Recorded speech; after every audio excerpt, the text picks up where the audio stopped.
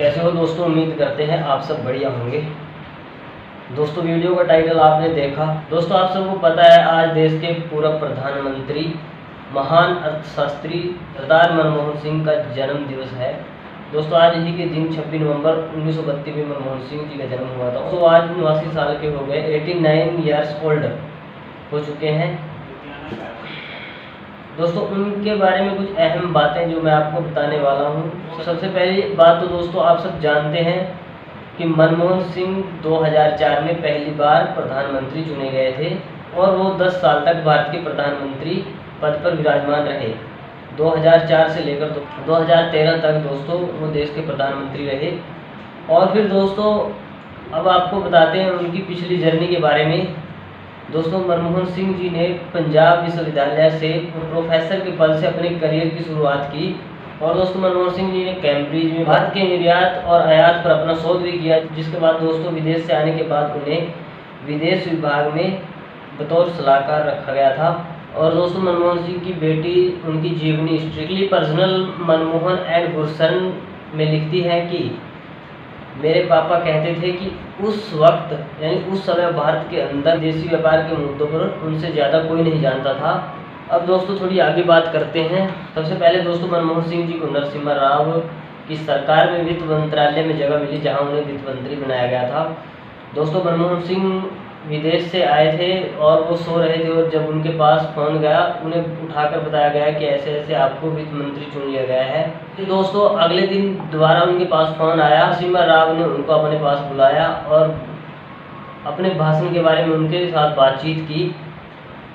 तो इस प्रकार से उन्हें पहली बार सरकार में जगह मिली और वो भी नरसिम्हा राव के प्रधानमंत्री कार्यकाल में पहली बार वित्त मंत्री के पद पर चुना गया था। क्योंकि दोस्तों नरसिम्हा राव का कहना था कि किसी ऐसे व्यक्ति को वित्त मंत्री चुनना चाहता हूं जिसकी विदेशों में व्यापार को लेकर धाक हो, तो उसमें दोस्तों मनमोहन सिंह का ही नाम आया था, इसलिए उनको वित्त मंत्री चुना गया था।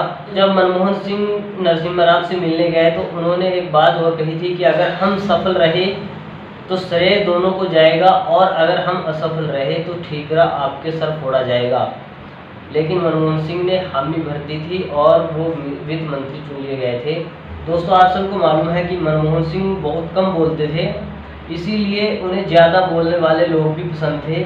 और वो सबसे ज़्यादा अगर किसी विदेशी नेता को पसंद करते थे तो अहमद करज़ाई थे, क्योंकि दोस्तों अहमद करज़ाई जो थे वो ज़्यादा बोलते थे और मनमोहन सिंह उनकी बातें सुनकर हंसा करते थे। दोस्तों मनमोहन सिंह जी को उर्दू साहित्य में बहुत रुचि थी। उन्होंने अपने भाषण में भी उर्दू के शेरों का इस्तेमाल किया है। मुजफ्फर आजमी के एक शेर को उन्होंने संसद में पढ़ा और जनरल परवेज मुशर्रफ को भी सुनाया था। ये जबर भी देखा है तारीख की नज़रों ने, लम्हों ने खता की है और सदियों ने सजा पाई है। दोस्तों किसी ने संजय बाबू से पूछा था कि आप प्रधानमंत्री मनमोहन सिंह के उस वक्त के प्रेस सलाहकार थे, तो प्रेस सलाहकार की सबसे बड़ा काम होता है लोगों के बीच प्रधानमंत्री की छवि को बेहतरीन दिखाना। आपके लिए ये काम कितना मुश्किल था? बाबू का जवाब था दोस्तों कि उनके पहले कार्यकाल में प्रेस के बीच उनकी छवि इतनी अच्छी थी कि मुझे मेहनत करने की ज़रूरत नहीं पड़ी। उनको बेचना BMW कार बेचने की तरह था। वो कार इतनी अच्छी है कि उसके लिए सेल्समैन की ज़रूरत नहीं पड़ती। तो ये जवाब था दोस्तों संजय बाबू का।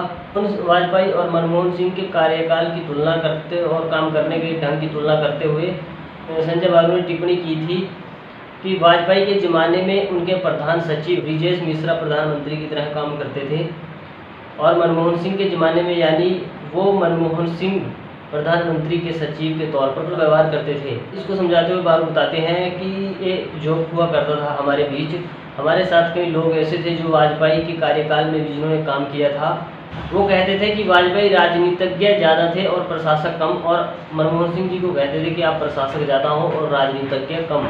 वाजपेयी सामान्य निर्देश देकर पीछे हो जाते थे, पीछे हट जाते थे, सारा काम अधिकारियों पर छोड़ देते थे। ब्रिजेश मिश्रा एक तरह से प्रधानमंत्री कार्यालय को चलाया करते थे, लेकिन मनमोहन सिंह का स्टाइल बिल्कुल अलग था। वो ज़्यादा से ज़्यादा मीटिंग किया करते थे। नरेगा, भारत निर्माण, सर्व शिक्षा अभियान की कई बैठकें रही वो मनमोहन सिंह वहाँ हमेशा मौजूद रहते थे। हालांकि ये काम कैबिनेट सचिव या प्रधानमंत्री के सचिव का होना चाहिए, प्रधानमंत्री का नहीं। और आगे वो लिखते हैं कि मैं प्रधानमंत्री मनमोहन सिंह को चिढ़ाता था क्योंकि ब्रिजेश के बारे में मशहूर है कि वो प्रधानमंत्री की तरह काम करते हैं और आपके बारे में मशहूर है कि आप प्रधानमंत्री के सचिव की तरह काम करते हैं।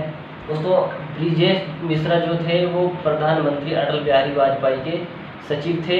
बारू जो थे वो प्रधानमंत्री मनमोहन सिंह के प्रेस सलाहकार थे। तो दोस्तों ये थी कुछ अहम बातें। अगर वीडियो अच्छा लगा हो तो वीडियो के कमेंट बॉक्स में अपनी राय देना मत भूलें और वीडियो को लाइक शेयर भी करें और चैनल को सब्सक्राइब भी करें। धन्यवाद।